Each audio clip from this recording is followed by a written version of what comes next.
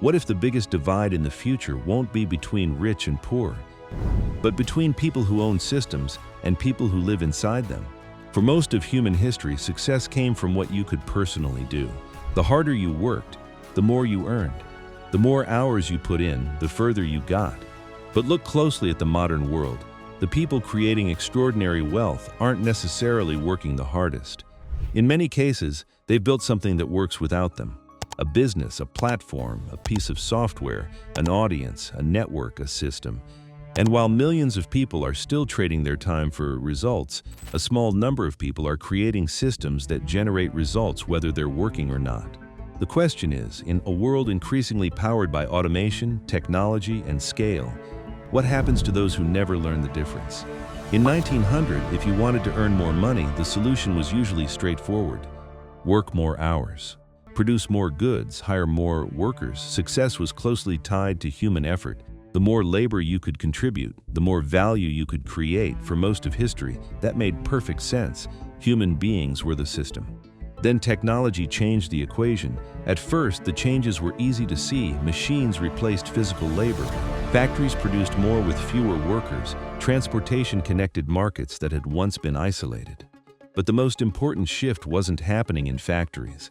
It was happening in the way value itself was created. Today, some of the most influential companies in the world produce astonishing results with relatively small teams.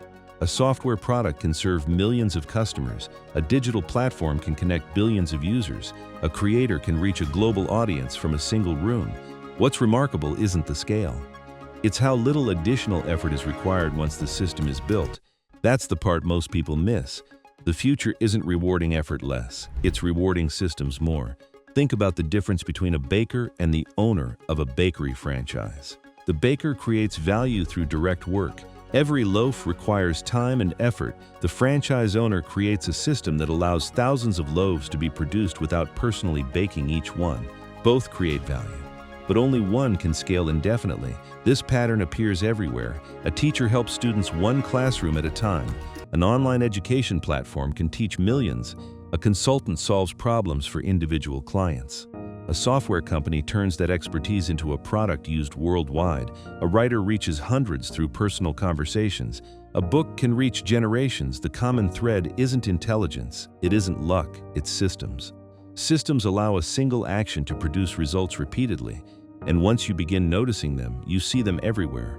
The wealthiest businesses on earth are often systems disguised as companies. Their real asset isn't a product, it's a process. A framework, a network, a structure that keeps producing value long after it has been created. Consider companies like Amazon, Google, or Netflix. What makes them powerful isn't simply their products, it's the systems behind them. Systems that attract users, systems that improve over time, systems that generate revenue at massive scale, systems that continue functioning even while their founders sleep. This is fundamentally different from the way most people earn a living. The average person depends on direct involvement. If they stop working, the income often stops too. That's not a criticism, it's simply the reality of how most careers operate. The challenge is that technology is making systems more valuable every year. Automation is replacing repetitive tasks. Artificial intelligence is accelerating productivity. Digital platforms are increasing scale. The result is a world where a well-designed system can outperform enormous amounts of individual effort. And that's creating a divide, not between smart people and less intelligent people, not between educated and uneducated, but between those who build systems and those who depend entirely on labor. This doesn't mean everyone needs to start a company or become a tech entrepreneur. That's not the lesson. The lesson is that understanding systems may become one of the most important skills of the modern era, because whether you're an investor, creator, entrepreneur, employee, or business owner, the same question increasingly determines outcomes. Are you merely participating in a system, or are you building one? And as technology continues reshaping the world, that question may become more important than anyone realizes. For most of history, ownership meant owning physical things, land, factories, machines, natural resources. These assets created wealth because they produced value long after the initial investment was made. But something fascinating has happened over the last few decades. The most powerful systems in the world have become increasingly invisible. Today, a person can own a YouTube channel, a software platform, a digital product, a media brand, an audience, or intellectual property that reaches millions of people without owning a single factory. The nature of ownership has changed, but the principle remains exactly the same. The people who own systems capture a disproportionate share of the value those systems create. Think about the modern economy. Millions of people use social media every day, yet only a small number own the platforms. Millions of people shop online, yet only a small number own the marketplaces. Millions of people watch videos, yet only a small number own the channels, brands, and media companies that attract attention at scale. This isn't just a business phenomenon. It's a shift in how wealth is generated because systems have a unique characteristic. They separate effort from results. Imagine two people working equally hard. One spends years performing tasks. The other spends years building a process that can perform those tasks repeatedly. At first, the difference is almost invisible. In fact, the person building the system may appear less successful. They're investing time, experimenting, building infrastructure, creating something that doesn't yet produce immediate rewards. Meanwhile, the person focused on direct work sees faster short-term results. But over time, the balance changes.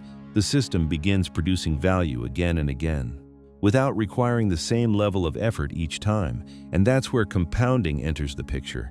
A system doesn't just work once, it works repeatedly. Successful software product can be sold thousands of times. A strong media brand can attract audiences for years. A valuable business process can generate revenue long after it has been created. The wealthy understand this deeply. They often spend years building assets that seem insignificant in the beginning because they know scale arrives later. Most people focus on today's output. System builders focus on future multiplication. And that's a very different mindset. Instead of asking, how much can I accomplish today? They ask, how can I create something that keeps producing value tomorrow? The question changes where attention goes. It changes decisions. It changes opportunities. And ultimately, it changes outcomes. This is why many of the most successful people in the modern economy spend less time thinking about individual tasks and more time thinking about processes. Less time solving the same problem repeatedly. More time creating a mechanism that solves it automatically. They're constantly looking for ways to transform effort into systems because they understand a simple truth. Human effort has limits, systems scale. As technology continues advancing, this distinction may become even more important. Artificial intelligence, automation, and digital platforms are making it easier than ever to build systems that reach enormous numbers of people. The individuals who learn how to create, improve, and own those systems will likely have advantages that previous generations could barely imagine. Not because they're working harder, but because they've learned how to make their work extend far beyond themselves.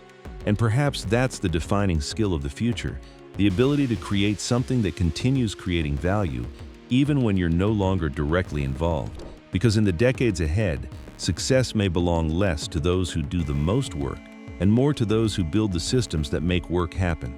Now I'd like to hear your perspective. If you had the opportunity to build one system that could continue creating value for the next 10 years, what would it be? A business? A media brand? A community? A piece of software? Share your answer in the comments below. Some of the most interesting opportunities begin with a simple idea and a long-term vision.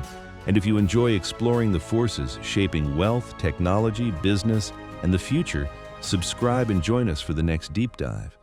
Because the future isn't just something that happens, it's something that gets built.